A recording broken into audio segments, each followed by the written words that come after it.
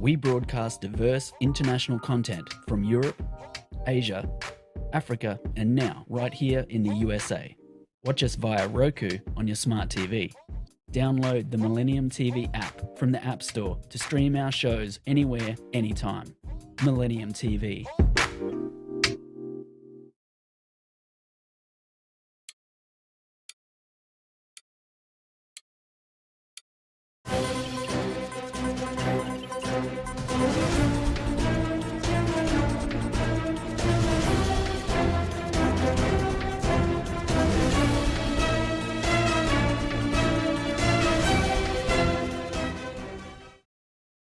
Welcome to Millennium News Hour. I am Tanzeeba Naurin. In today's bulletin, we will present top and trending news from across the nation and the world.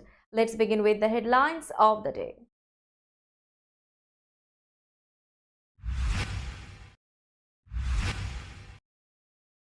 Biden calls for pause in Israel's war in Gaza for the first time.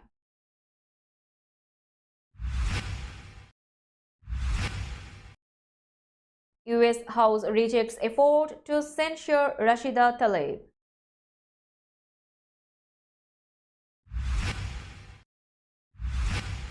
The US sanctions more foreign firms in a bid to choke off Russia's supplies for its war in Ukraine. US Senate circumvents Tuberville holds and confirms new Air Force head, first female on Joint Chiefs. Only debate of Mississippi governor's race brings insults and interruptions from Reeves and Presley.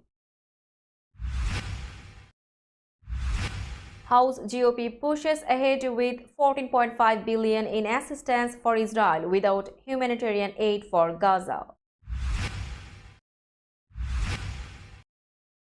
US rights group urges colleges to protect free speech amid Israel-Gaza war.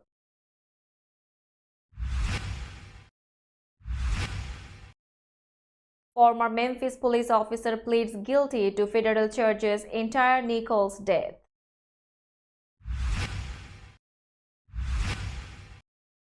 UN experts demand ceasefire, warn Gaza is running out of time. UN votes overwhelmingly to condemn US economic embargo on Cuba for 31st year and urge its lifting. Police in Bangladesh disperse government workers protesting since the weekend to demand better wages.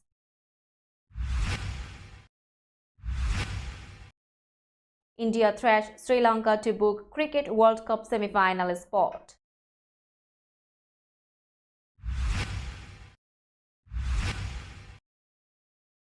And tennis star Ons Jabeur donates prize money to Palestinians amid Israel war.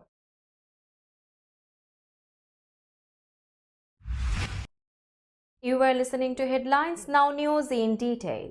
President Joe Biden has voiced support for a humanitarian pause to Israel's war in Gaza as the United States presses to evacuate all Americans trapped in the besieged Palestinian enclave.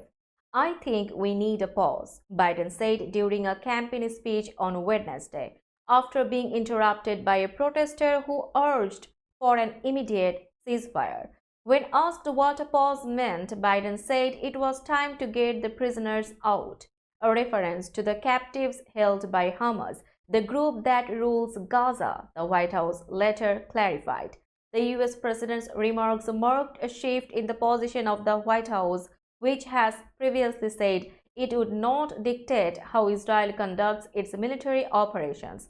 We are not drawing red lines for Israel, White House spokesperson John Kirby said last week. We are going to continue to support them.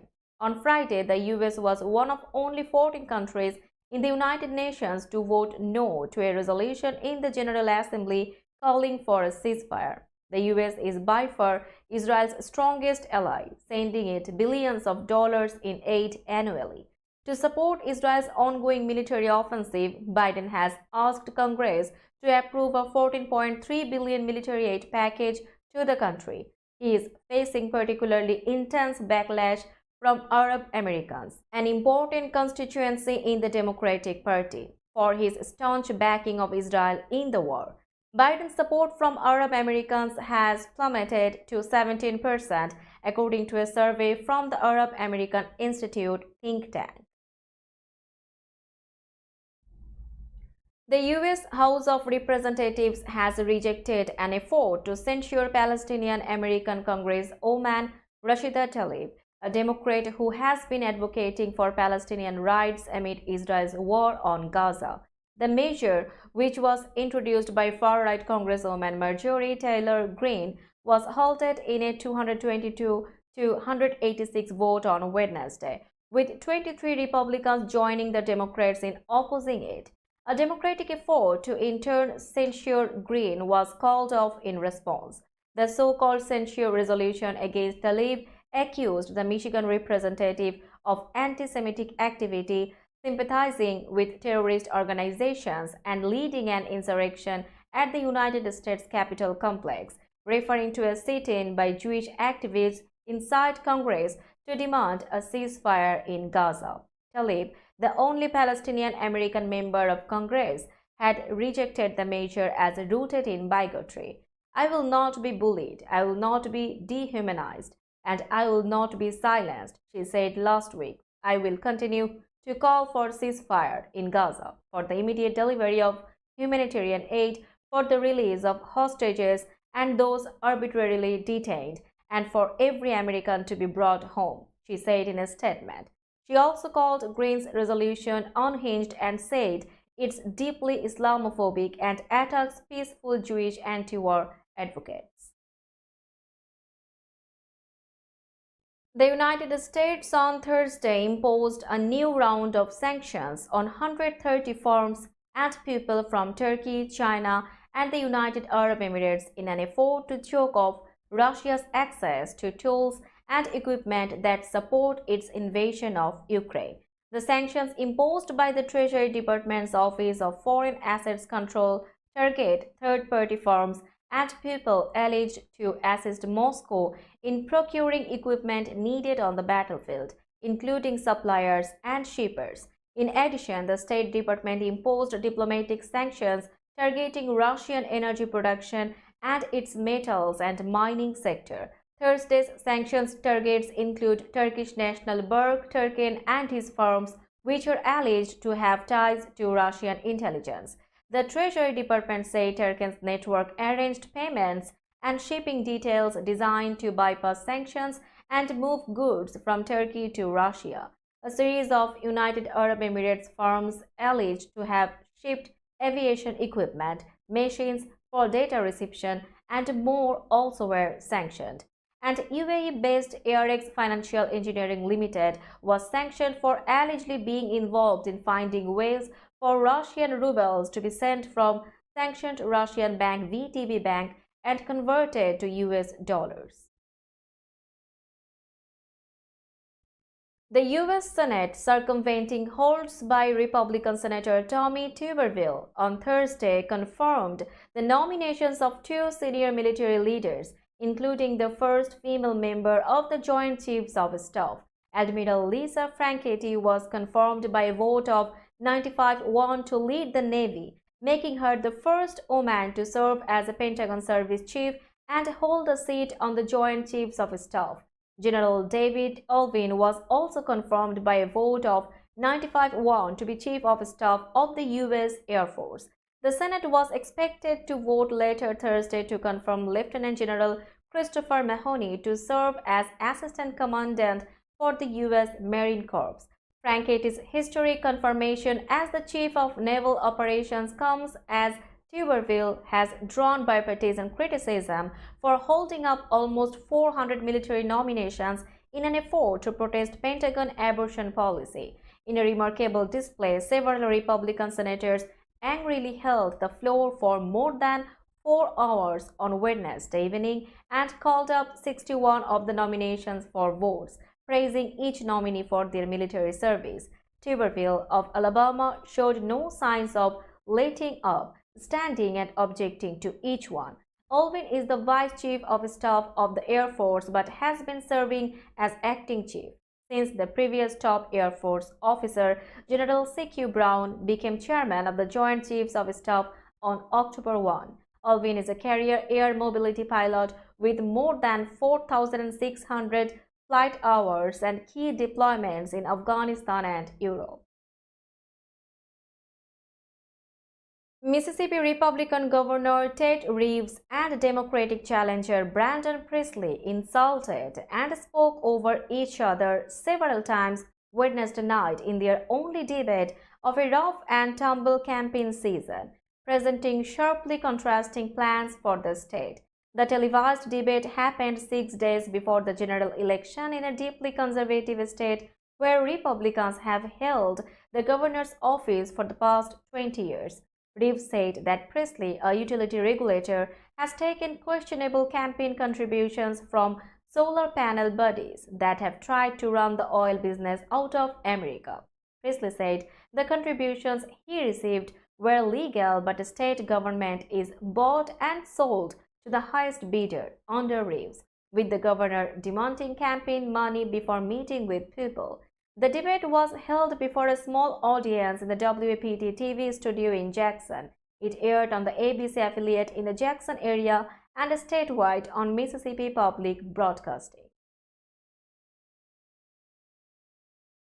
The House pushed ahead Thursday toward passage of $14.5 billion in military aid for Israel, a muscular U.S. response to the war with Hamas, but also a partisan approach by new Speaker Mike Johnson that poses a direct challenge to Democrats and President Joe Biden. In a departure from norms, Johnson's package is requiring that the emergency aid be offset with cuts in government spending elsewhere.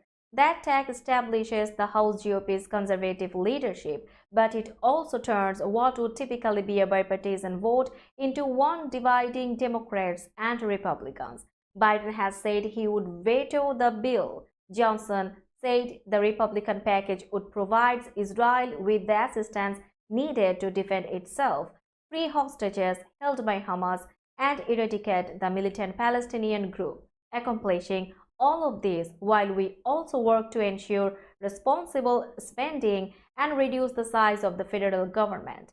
Democrats said that approach would only delay help for Israel.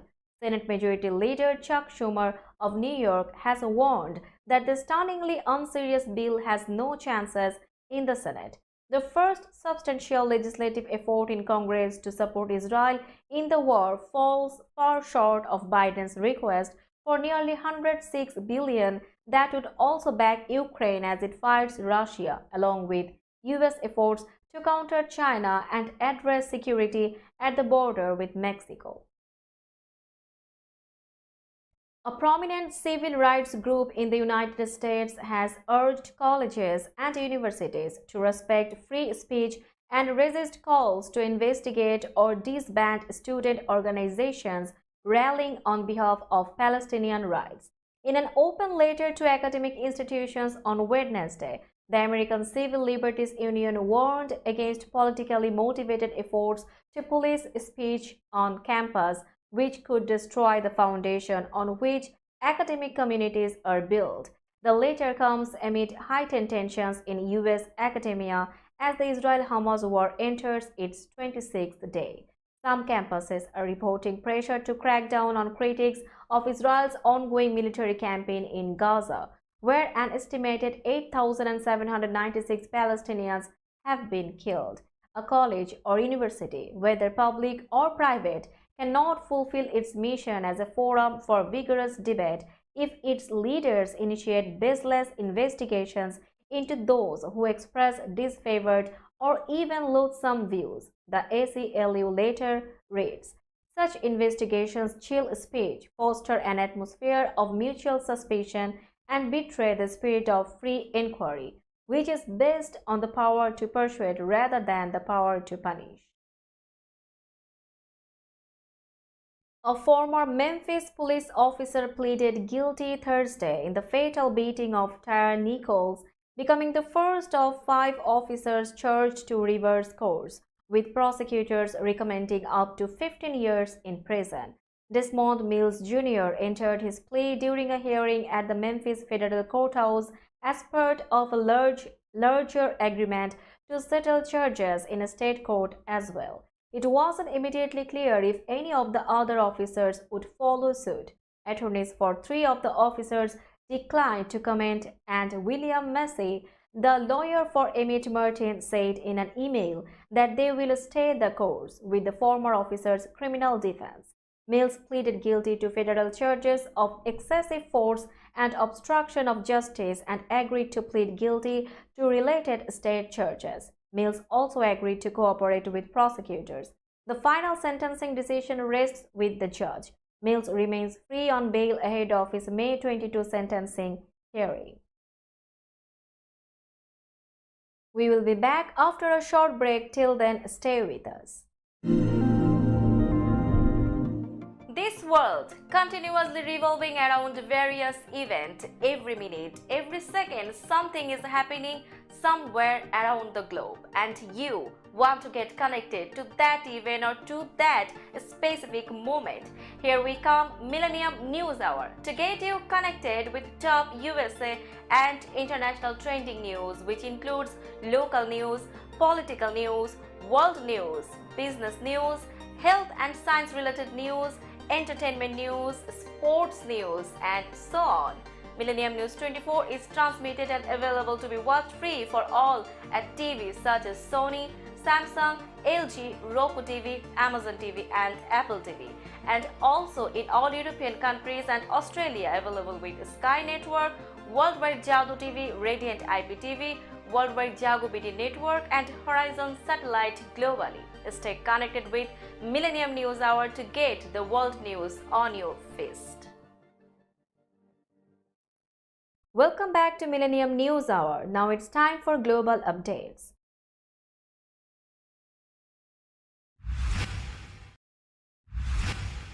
United Nations experts have called for a humanitarian ceasefire in Gaza, saying time was running out for the Palestinian people who are at grave risk of genocide.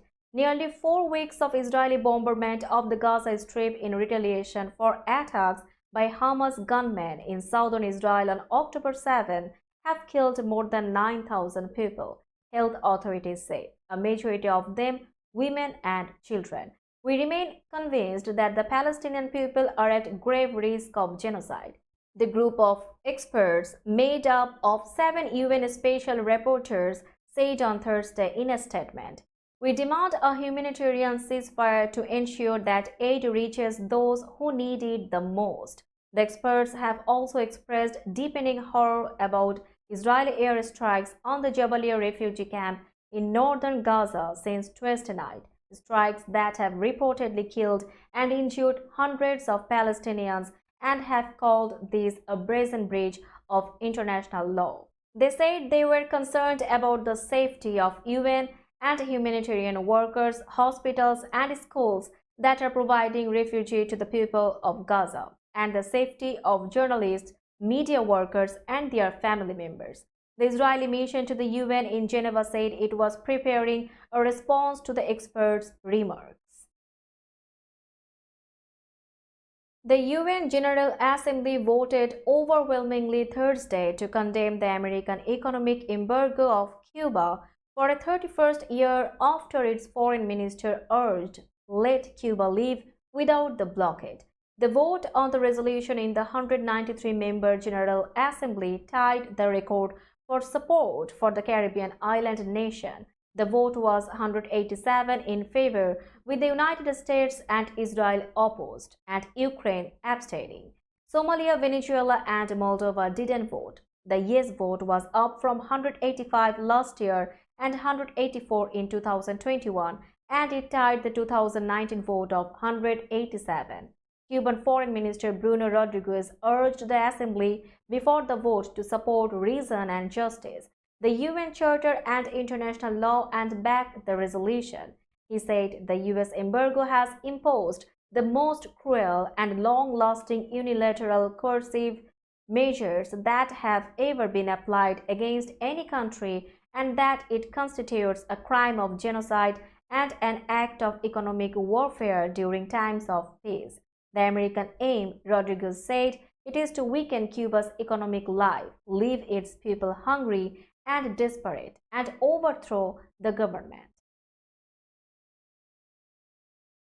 Police in Bangladesh's capital Thursday used tear gas and stun grenades to disperse more than 1,000 garment factory workers who took to the streets for a sixth straight day to demand better wages.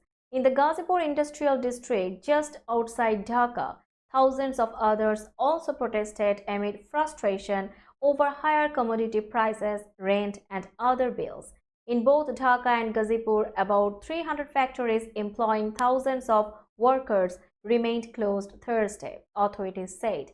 Bangladesh is the second largest garment producing country in the world after China with its nearly 3,500 factories.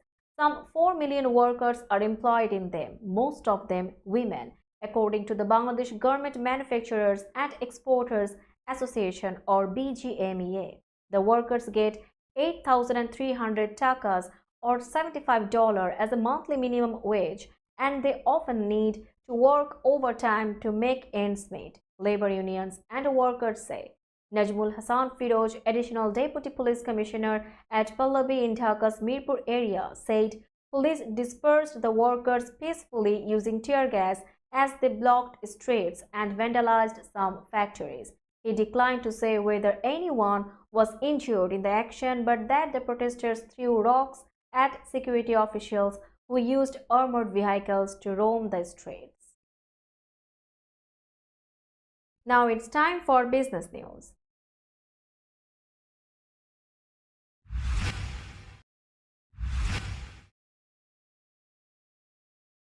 Today's New York stock close price is 15,332.60.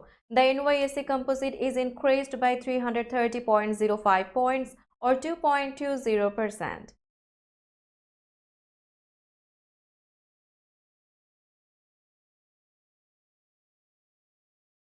Tokyo stock close price is 31,949.89. The Nikkei 225 index is increased by 348.24 points or 1.10%.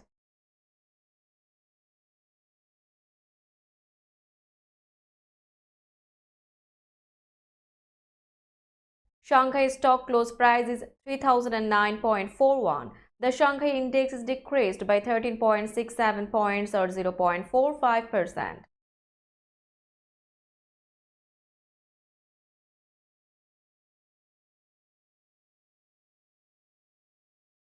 Hong Kong stock close price is 17,230.59. The Hang Seng index is increased by 128.81 points or 0.75%.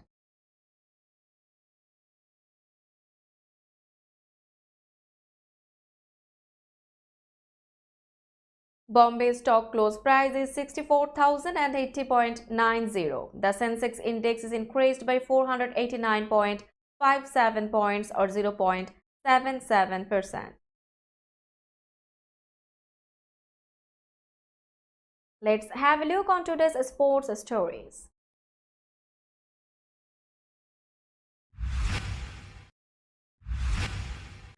Some fury-fast bowling from India's Mohammad Shami and Mohammad Siraj lit up their Cricket World Cup encounter with Sri Lanka and helped the unbeaten host secure a thumping 302-run victory, becoming the first side to book a semi-final spot.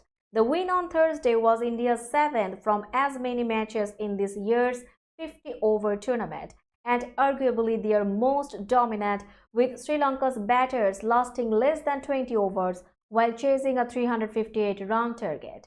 The defeat all but ended Sri Lanka's remaining hopes of making the knockout stages, with Kushal Mendis' side suffering their fifth defeat from 7 matches.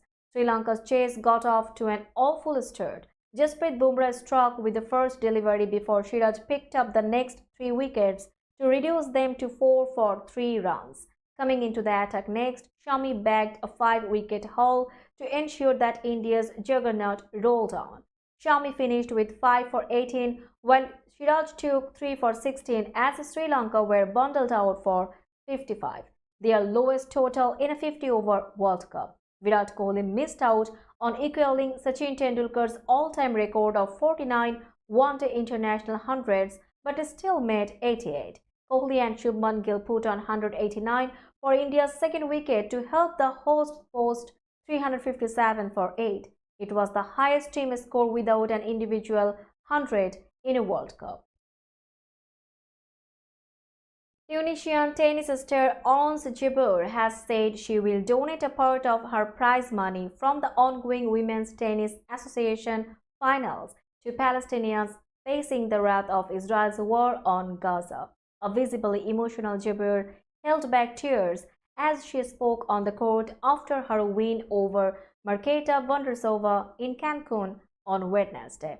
"I'm very happy with the win, but I haven't been happy lately," Jabeur said when asked if, being Tunisia's unofficial Minister of Happiness, she was happy to avenge her Wimbledon final defeat to Vondrousova. "The situation in the world doesn't make me happy," Jabeur said, then paused and moved away from the microphone as she broke down in tears. The crowd at the seaside Mexican town applauded Jabeur as she composed herself before speaking about the images coming out of Gaza.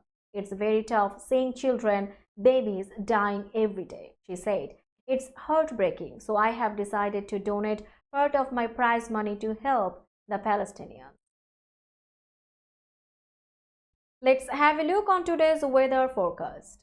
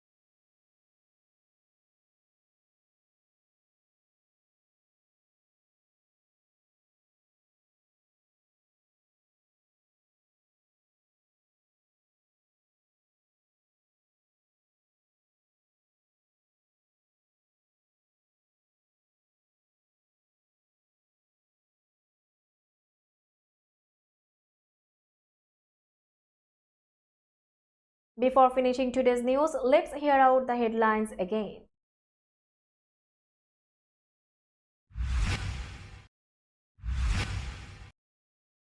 Biden calls for pause in Israel's war in Gaza for the first time.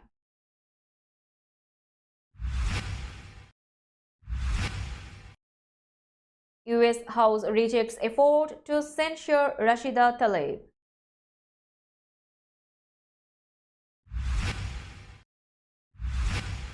The US sanctions more foreign firms in a bid to choke off Russia's supplies for its war in Ukraine. US Senate circumvents Tuberville holds and confirms new Air Force head, first female on Joint Chiefs.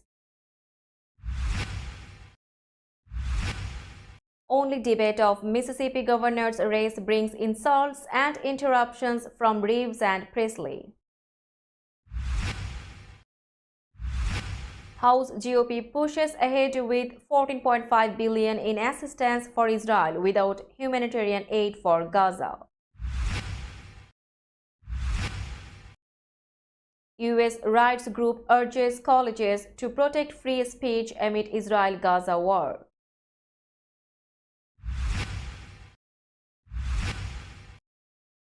Former Memphis police officer pleads guilty to federal charges in Tyre Nichols' death.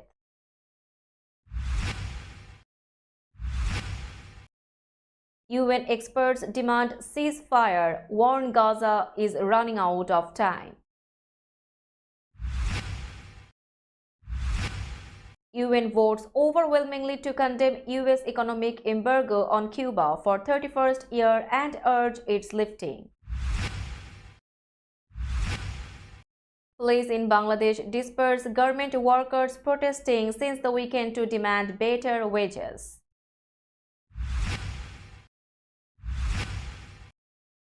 India thrash Sri Lanka to book Cricket World Cup semi-final spot.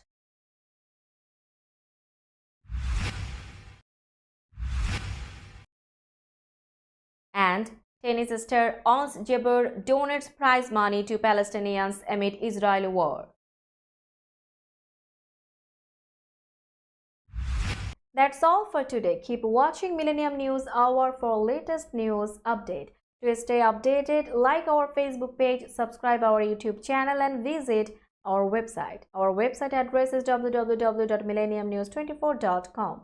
Millennium News 24 is transmitted and available to be watched free for all like TVs such as Sony, Samsung, LG, Roku TV, Amazon TV and Apple TV, and also in all European countries and Australia available with Sky Network, Worldwide Jadoo TV, Radiant IPTV, Worldwide Jago BD Network and Horizon Satellite globally. Stay connected with us for all the latest news worldwide. Thank you.